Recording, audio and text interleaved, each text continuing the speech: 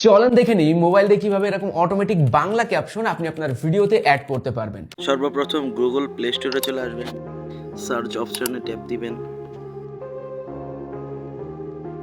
এখানে লিখবেন caption apps.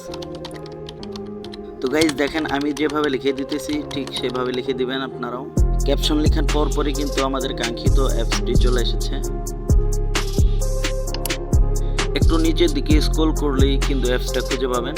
তো গাইজ অ্যাপসটার লোগো দেখে ডাউনলোড করে নেবেন। আমার ডাউনলোড করা আছে তো আমি শুধু ওপেন করে নিচ্ছি। ওপেন করার পর ঠিক এরকম ইন্টারফেস শো করবে। নিচে ক্রিয়েট প্রজেক্টে ট্যাপ দিবেন।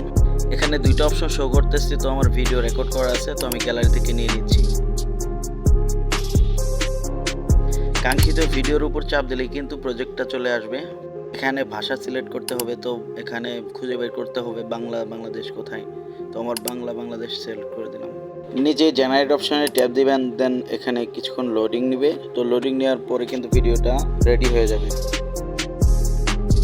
তো গাইজ ফন্ট চেঞ্জ করার জন্য টেক্সট স্টাইলে চাপ দিবেন, দেন এখানে ফন্টগুলো চেঞ্জ করব।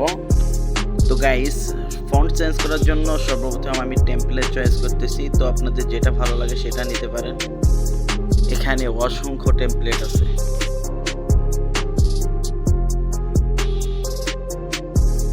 উপরে ফন্ট অপশনে চাপ দিবেন, তারপর মাই ফন্টে চাপ দিবেন। তো গাইস আমি এখানে আগে থেকে কিছু ফন্ট অ্যাড করে রাখছিলাম, তো আমি সেখান থেকে একটা ফন্ট চয়েস করে নিতেছি।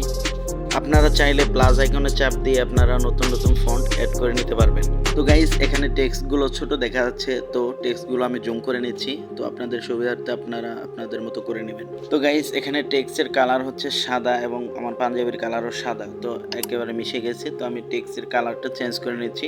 তো চলে আসলাম কালারের অপশনে, এখান থেকে আমি ইয়েলো কালারটা সিলেক্ট করে নিব। তো গাইস দেখতে থাকেন, আপনাদের যে কালারটা নিলে ভালো হয় তো সেটা নেবেন।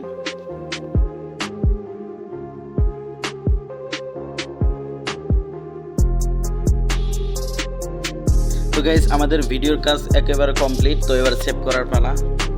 তার আগে একটা রিকোয়েস্ট থাকবে আপনাদের কাছে, আমার চ্যানেলে যদি আপনারা নতুন হয়ে থাকেন অবশ্যই আমার চ্যানেলটি সাবস্ক্রাইব করে দিবেন।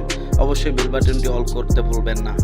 ভিডিওটি দেখে যদি ভালো লাগে অবশ্যই লাইক করে দিবেন, অবশ্যই কমেন্ট করে জানিয়ে দিবেন আমার ভিডিও আপনাদের কাছে কীরকম লাগে। আজকের মতো এখানেই বিদায় নিচ্ছি। আল্লাহ হাফেজ, দেখা হবে পরবর্তী ভিডিওতে।